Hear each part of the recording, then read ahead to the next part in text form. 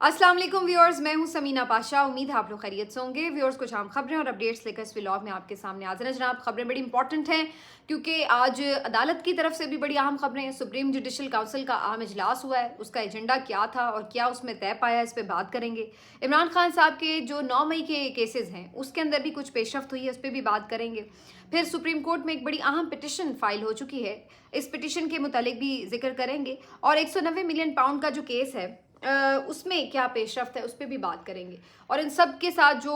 एक अहम डेवलपमेंट है वो है कल का सवाबी का जलसा, जिसको पाकिस्तान तहरीक इंसाफ गेम चेंजर कह रही है। और उनका ये कहना है कि इसमें वो आगे का लाहेमल देंगे और इस बारे में एक मैसेज जो है वो इमरान खान साहब ने दिया है। तो ये सब चीज़ें इस व्लॉग का हिस्सा हैं। आपसे रिक्वेस्ट है कि चैनल को सब्सक्राइब कर लें अगर अभी तक सब्सक्राइब नहीं किया। तो यहाँ से बात का आगाज़ करेंगे जी कि सुप्रीम जुडिशल काउंसिल की आज अहम कार्रवाई हुई और चीफ जस्टिस याह्या आफरीदी साहब के ज़ेर सदारत ये इजलास था। और इस इजलास में जो मुख्तलिफ शिकायत आ चुकी हैं, बहुत महीनों से बल्कि आई हुई हैं, लेकिन इसके ऊपर कोई पेशरफ्त नहीं हो रही थी, तो इन शिकायत का जायज़ा लिया गया है। इसमें जो मेन चीज़ है वो जो 6 जजेस ने ख़त लिखा था इस्लामाबाद हाई कोर्ट के, वो ख़त भी था, उस पर भी गौर किया गया। इसके बाद जो इसमें मुख्तलिफ और शिकायत आई हुई हैं वो इस्लामाबाद हाई कोर्ट के कुछ जजेस की हैं, जिसमें चीफ जस्टिस आमिर फारूक साहब के खिलाफ भी एक रेफरेंस है, PTI की तरफ से फ़ाइल हुआ है। फिर कुछ रेफरेंस हुकूमत की तरफ से भी फाइल हुए हैं, हुकूमत मीन्स के यानी कोई PMLN के हामियों की तरफ से। और वो जो आपके इस्लामाबाद हाई कोर्ट के 2 जजेस हैं उनके ऊपर हुए हैं। उसके बाद ये जो चीफ इलेक्शन कमिश्नर साहब हैं, जो कि आपको पता है कि बहुत ज़्यादा इस निज़ाम के सहूलतकार हैं, तो इनके खिलाफ भी रेफरेंस फाइल हुआ है, दायर हो चुका हुआ है, उसके ऊपर भी कोई पेशरफ्त नहीं हुई थी। और वैसे तो इसमें जो और भी सुप्रीम कोर्ट के भी जजेस के अगेंस्ट रेफरेंस जो है, शिकायत जो है वो आई हुई हैं, लेकिन जो आज का एजेंडा था उसमें ख़ास तौर पर जो 6 जजेस का मामला है जिन्होंने ख़त लिखा था उसके ऊपर भी बातचीत हुई है। तो आज इस इजलास में बहरहाल किसी नतीजे पे तो नहीं पहुंचा गया और ये कहा गया कि फ़िलहाल जो इसमें ज़िक्र है खतूत में चीज़ों का, वाक़यात का, उसके हवाले से मज़ीद शवाहिद दरकार है। और उन्होंने ये भी बात की है कि हम हर महीने ही सुप्रीम जुडिशल काउंसिल की मीटिंग करें ताकि तेज़ी से इन चीज़ों के ऊपर पेशरफ्त हो सके, जो भी शिकायत यहाँ पर मौसूल हों। तो ये कम अज़ कम इत्तफ़ाक़ ज़रूर हुआ है कि हर महीने कम अज़ कम बैठ जाएं, वरना काजी साहब के दौर में तो बहुत अरसे बाद, मतलब मेरा ख्याल है काफ़ी महीने ही गुजर गए थे, सुप्रीम जुडिशल काउंसिल का इजलास ही नहीं बुलाया गया था। तो क्या इससे कोई बहुत ज़्यादा उम्मीद है? जी, मुझे इससे कोई ज़्यादा उम्मीद नहीं है। उसकी वजह ये है कि अब ये तो मेरा ख्याल है सबको नज़र आ चुका है कि इस वक्त ये जो अदलिया है इसमें अगर इतना दमखम होता तो फिर जुडिशल कमीशन का इजलास ही ना होता। अगर चीफ जस्टिस याह्या आफरीदी साहब ने कोई स्टैंड लेना होता तो फिर वो जुडिशल कमीशन का इजलास ही ना बुलाते और उससे पहले ही जो उनको उनके 2 सीनियर साथी जजों ने ख़त लिखा था और ये कहा था कि आप 26वीं आईनी तरमीम का जायज़ा लेने के लिए फुल कोर्ट बिठा लें, तो वो इसी बात की तरफ आते और उनके मशवरे पर अमल करते हुए एक फुल कोर्ट इजलास बुलाते, ना कि जुडिशल कमीशन का इजलास। तो जब आपने जुडिशल कमीशन का इजलास बुला लिया और उसमें आपने आईनी बेंच भी बनवा दिया, आईनी बेंच के सरबराह की भी तैनाती हो गई, ये सब भी आपने करवा दिया, तो फिर उसके बाद ये उम्मीद अब ज़्यादा रखी नहीं जा सकती कि चीफ जस्टिस याह्या आफरीदी साहब, ये जो 6 जज साहिबान हैं इस्लामाबाद हाई कोर्ट के, इनको कोई इंसाफ दिलाएंगे, कोई इनकी दादरसी होगी, या वो तमाम शिकायत जो इस निज़ाम के ताकतवर जो लोग थे, चीफ इलेक्शन कमिश्नर वगैरह, आमिर फारूक साहब और दीगर लोग, इनके खिलाफ जो मुख्तलिफ रेफरेंसेस और शिकायत आई हुई हैं, तो वो उनको कोई बहुत एड्रेस कर सकेंगे, तो वो भी फ़िलहाल नज़र नहीं आता। तो ये ठीक है कि उन्होंने इजलास बुलाया, ये भी ठीक है कि उन्होंने पहले भी कुछ ऐसे इक़दामात लिए आते साथ जो ऑप्टिक्स के हिसाब से तो बहुत अच्छे थे, लेकिन वो कोई इतने डिसाइसिव नहीं थे। डिसाइसिव यही हो सकता था कि वो फुल कोर्ट बुला के एक आईनी तरमीम का बेंच वहीं पे बनवाते और उसके ऊपर पहले आईनी तरमीम का फैसला होता और उसके बाद आगे देखा जाता कि उस तरमीम के तहत आगे जो चीज़ें हैं, जुडिशल कमीशन की जो तश्कील में चेंजेस लाए गए थे, जो उससे आगे आईनी बेंच के मामला थे, वो सब फिर बाद की बात होती। तो बहरहाल ये है। तो अब ये सिर्फ एक रूटीन की कार्रवाई ज़रूर हो सकती है, लेकिन मैं इससे ज़्यादा होपफुल नहीं हूँ। और काजी फ़ाइज़ ईसा साहब को भी हमें नज़र यही आता है कि ये निज़ाम प्रोटेक्ट करेगा, चीफ इलेक्शन कमिश्नर को भी ये निज़ाम प्रोटेक्ट करेगा और बज़ाहिर फ़ौरी तौर पर इनके ऊपर कोई शिकंजा नहीं है, कोई ख़तरा उस तरह से नहीं है। کیونکہ یہ سارے معاملات جو فیصلے ہونے تھے یہ ہونے تھے جا کے آزاد عدلیہ میں، لیکن اس وقت جو ایک سیٹ اپ لگایا گیا ہے اس میں تو فی الحال ایسی کوئی ہمیں رمق نظر نہیں آ رہی کہ جو حکومت کے لیے کسی طرح بھی کوئی پریشانی کا باعث ہو. پہلے ضرور تھے وہ تھوڑے بہت پریشان، لیکن اب انہوں نے چیزیں مینیج کر لی ہیں. لیکن 26ویں آئینی ترمیم جو ہے اس کو بہرحال جو آپشنز ہیں لوگوں کے پاس پھر بھی وہ اس پہ آگے بڑھنا چاہتے ہیں، اور یہی وجہ ہے کہ پہلے بھی اس کے اوپر مختلف بارز کی طرف سے بھی درخواستیں آ چکی ہیں 26ویں آئینی ترمیم کے اوپر. بلوچستان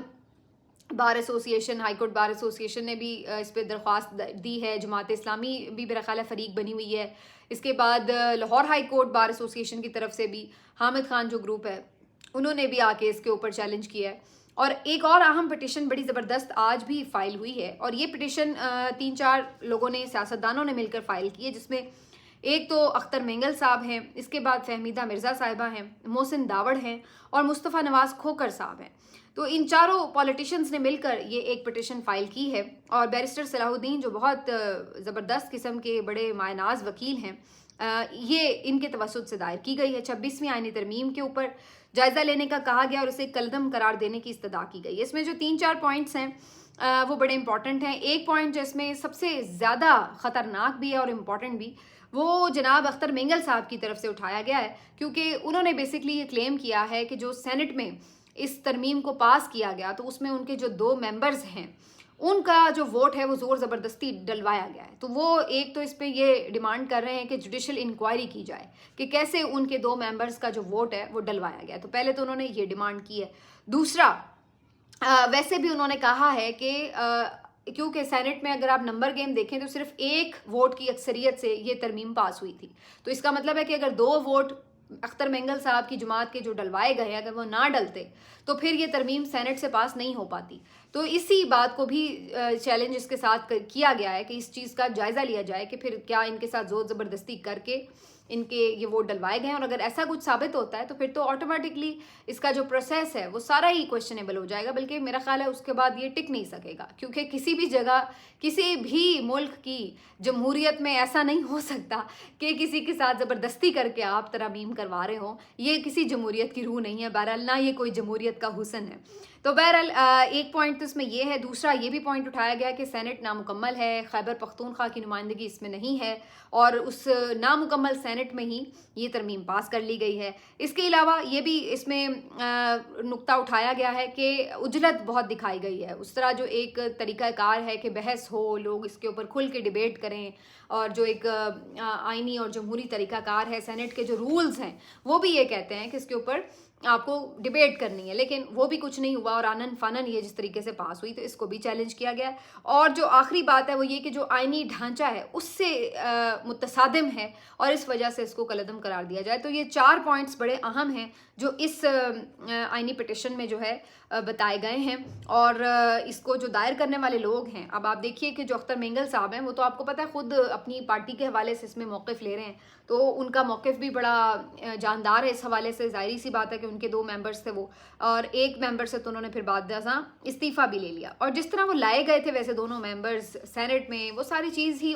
آٹومیٹکلی کافی اس کو سسپیشیس بناتی ہے. اس کے بعد فہمیدہ مرزا صاحبہ، محسن داوڑ اور پھر مصطفیٰ نواز کھوکر صاحب، تو یہ اچھی شہرت کے حامل مصطفیٰ نواز کھوکر صاحب ہیں، خود بھی سینیٹر رہ چکے ہیں. تو یہ اب بہرحال چیزیں جو ہیں اب دیکھتے ہیں، یہ بھی ایک درخواست دائر ہو گئی ہے، اس کا کیا فیوچر ہوتا ہے. لیکن ان تمام درخواستوں پر بھی بینچ تو آئینی بینچ ہی ہے جس میں یہ درخواست جائے گی. تو اس وقت جو آئینی بینچ ہے، جس طرح کی اس کی کانسٹیٹیوشن ہے، اس سے بہت زیادہ کوئی امید تو نہیں ہے. لیکن بہرحال جب چیزیں ڈسکشن میں جاتی ہیں، لائیو آپ کی سماعتیں ہوتی ہیں، تو شاید بہت زیادہ دھوکہ دینا یا کوئی آنکھوں میں دھول جھونکنا یا بالکل دلائل کے برعکس فیصلہ دینا اتنا بھی آسان نہ ہو. تو یہ دیکھنا ہوگا کہ آگے چل کے کیا اس آئینی بینچ سے اس کے اوپر فیصلہ آتا ہے. بہرحال ایک اور جو اہم معاملہ ہے وہ یہ کہ جی جو عمران خان صاحب کا کیس تھا 190 ملین پاؤنڈ کا، وہ آپ کو پتہ ہے کہ ایک جیل میں ایک ٹرائل تو اس کا چل رہا ہے جو اڈیالہ جیل میں چل رہا ہے، لیکن اس کے بعد جو نیب ترامیم کی گئی تھی تو اس سلسلے میں عمران خان صاحب کی بریت کی درخواستیں دائر کی گئی تھیں اسلام آباد ہائی کورٹ میں. اور یہ جو درخواستیں تھیں اس میں بشرا بی بی صاحبہ اور عمران خان صاحب نے یہی استدعا کی تھی کہ اب جو نیب ترامیم کے اوپر سپریم کورٹ کا فیصلہ آ چکا ہے تو اس کے بعد اس میں ایک شک تھی کہ جو کیبنٹ کے فیصلے ہیں اس کے اوپر یہ جو سارا معاملہ ہے اس کا اثر نہیں ہوگا اور نیب اس کے اوپر عمل درآمد اس طریقے سے کوئی کیس نہیں بنا سکتی جس کو کیبنٹ نے تحفظ دیا ہو. تو اس وجہ سے اس کیس کو اب ڈسچارج کیا جائے، اس کو بری کیا جائے دونوں ملزمان کو. لیکن اس معاملے کے اوپر ہائی کورٹ میں 2-4 سماعتیں ضرور ہوئی ہیں، لیکن الٹیمیٹلی ہائی کورٹ نے اس کے اوپر خود فیصلہ نہیں کیا، بلکہ دوبارہ یہ کیس جو ہے وہ ٹرائل کورٹ میں بھیجا ہے اور وہاں پہ انہوں نے یہ کہا ہے کہ پہلے میرٹ پہ فیصلہ کرنے کے بجائے پہلے آپ بریت کی جو درخواست ہے اس کے اوپر ڈائریکٹ فیصلہ کر لیں. یہ کافی حد تک اب وہ میرا خیال ہے کچھ تھوڑا بہت دائرہ اختیار والا بھی معاملہ آ جاتا ہے کہ یہ پھر آپ شروع میں جیسے پوائنٹ پہ چلے جاتے ہیں کہ یہ کیا کیس کی مینٹینیبلٹی بھی ہے یا نہیں ہے، تو یہ وہاں پہ بات چلی جاتی ہے. تو اس لیے ہائی کورٹ نے بس ڈائریکشنز دی ہیں کہ جی پہلے اس پوائنٹ پہ آپ فیصلہ کر لیں، اگر تو اسی پوائنٹ پہ یہ بات طے ہو جاتی ہے کہ جی اس پہ یہ آ ہی نہیں سکتا تو پھر تو باقی آگے کی کارروائی کی ضرورت ہی نہیں رہتی. لیکن اگر کورٹ اس نتیجے پہ پہنچتی ہے جو کہ پہنچ جائے گی یقیناً کہ جی بالکل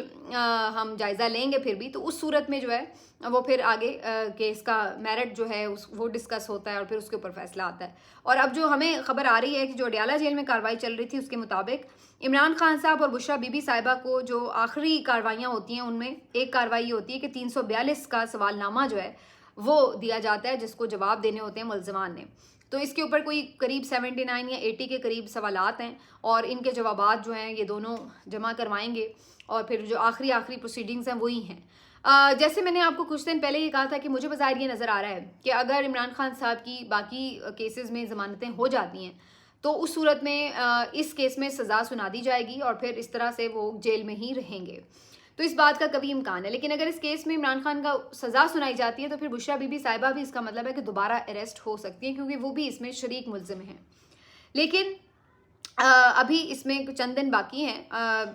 بظاہر یہ لگ رہا ہے کہ جب توشہ خانہ کا ضمانت کا فیصلہ ہوگا تو اس کے بعد ہی یا اس کے آس پاس ہی القادر ٹرسٹ کیس میں سزا سنائی جا سکتی ہے. اور اسی وجہ سے عمران خان صاحب اس بات پہ بلیو کرتے ہیں کہ یہ تو خود جو سسٹم ہے جو پورا یعنی عدلیہ کا سیٹ اپ ہے وہ بیچارہ خود ہی انڈر پریشر ہے اور وہ کون سا بیچارے کوئی بڑے میرٹ پہ جا کے فیصلے کر رہے ہیں. اس بات کا اندازہ آپ اس بات سے بھی لگا لیجئے کہ جو 9 مئی کے مختلف کیسز تھے عمران خان صاحب کے اوپر، کوئی 12 کیسز کے اندر عمران خان صاحب کو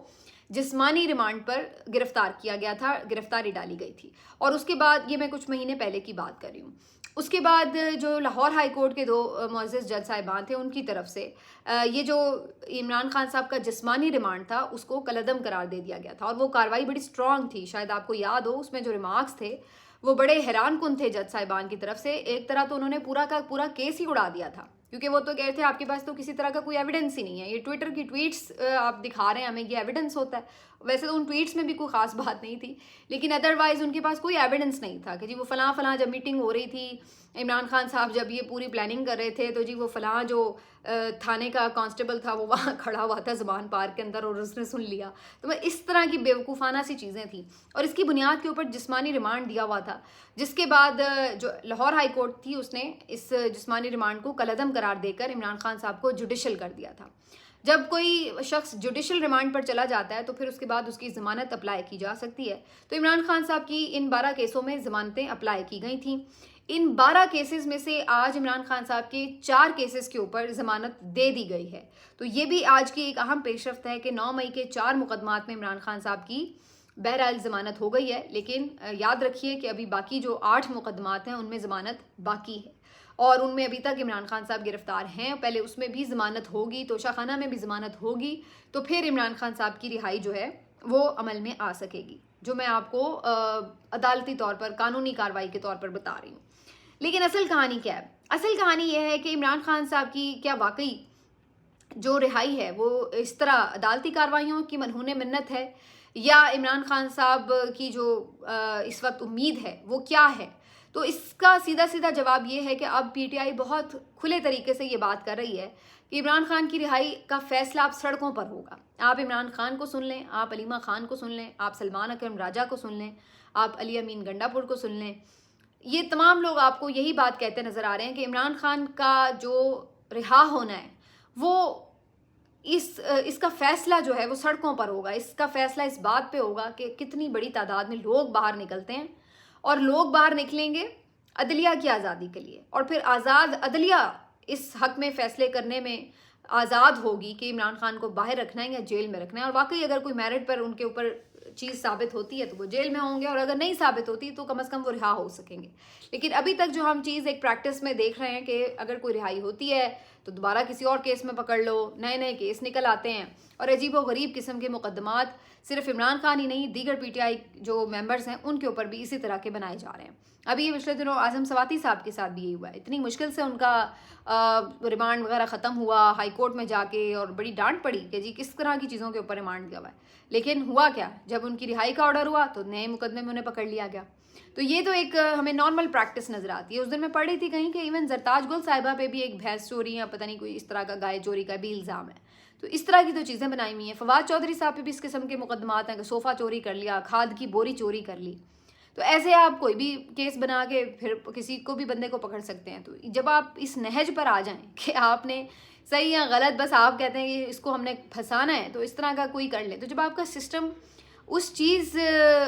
کے لیے باقاعدہ یوز بھی ہو جائے, اس کو آپ اس طرح استعمال کر سکیں, تو پھر سب سے پہلے تو ضروری یہ امر ہے کہ آپ کو اس سسٹم کے لیے, اس کی اسٹرینتھ کے لیے, اس کی آزادی کے لیے کام کرنا ہے.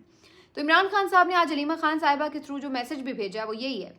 کہ آپ نے میری رہائی کے لیے نہیں باہر نکلنا, آپ نے قانون کی حکمرانی کے لیے باہر نکلنا ہے, آپ نے عدلیہ کی آزادی کے لیے باہر نکلنا ہے. اور یہ صرف عمران خان کا مسئلہ نہیں ہے. عمران خان آج ہے, کل شاید نہیں بھی ہوگا, لیکن اگر یہ سسٹم اس طرح چلتا رہا تو آپ کے اور ہمارے بچوں نے اسی سسٹم میں رہنا ہے. تو یہ صرف یہاں تک محدود نہ رکھیں اس چیز کو کہ جی یہ کوئی عمران خان کی رہائی کی موومنٹ ہے, لیکن ہم نے اپنے اداروں کو اس طرح مضبوط کرنا ہے کہ کل عمران خان ہو یا کوئی بھی اور ہو نہ ہو, لیکن جو عوام یہاں پہ رہتے ہیں ان کو اس سسٹم پہ اعتماد ہو, وہ یہ یقین رکھتے ہوں کہ ان کے ساتھ ناانصافی نہیں ہوگی, اور اس سسٹم میں بیٹھنے والے جج صاحبان آزاد ہیں اور وہ اپنی مرضی سے میرٹ کے اوپر فیصلے کرتے ہیں, نہ کہ وہ کوئی کسی قسم کے بھی دباؤ میں ہو. تو یہ جو ہے عمران خان صاحب کا آج بھی پیغام ہے. بظاہر ایسے لگ رہا ہے کہ پاکستان تحریک انصاف کل والے جلسے کے لیے ایک بہت زبردست قسم کی کیمپین کر رہی ہے, ماحول بنا رہی ہے, اور ان کی کوشش یہ ہے کہ بہت میسو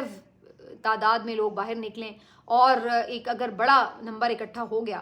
تو اس کے بعد حکومت کو اس بڑے نمبر سے ہی پتہ لگ جائے گا کہ آگے کا جو لاہ عمل ہے, چاہے وہ کوئی لانگ مارچ کی صورت میں ہو, جو بھی وہ اناؤنسمنٹ اب کل انہوں نے کرنی ہے,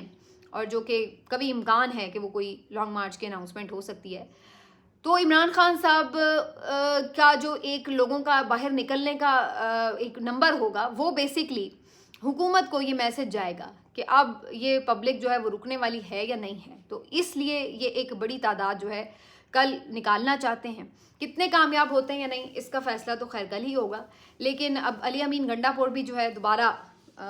آ چکے ہیں منظر عام پر, اور وہ کافی اب دوبارہ سے جذباتی سٹیٹمنٹس ہمیں دیتے ہوئے نظر آ رہے ہیں, بڑے جوشیلے نظر آ رہے ہیں. تو اب دیکھتے ہیں کہ دوبارہ سے لوگ ان کو ٹرسٹ کر رہے ہیں نہیں کر رہے, یا لوگ اس بات کی پرواہ ہی نہیں کر رہے کہ جی کون سا لیڈر پہلے کیا کہہ رہا تھا, اس نے کیا کیا کیا نہیں کیا. وہ صرف یہی فوکس رکھیں گے کہ نہیں ہم نے تو عمران خان کی کال پہ باہر نکلنا ہے. تو اب اس چیز کا سارا جو امتحان ہے وہ ثوابی کے جلسے میں نظر آئے گا, اور مجھے بظاہر لگ رہا ہے کہ ثوابی جلسے میں کیونکہ انہیں کوئی انتظامی طور پر اس طرح کی رکاوٹ نہیں ہوتی,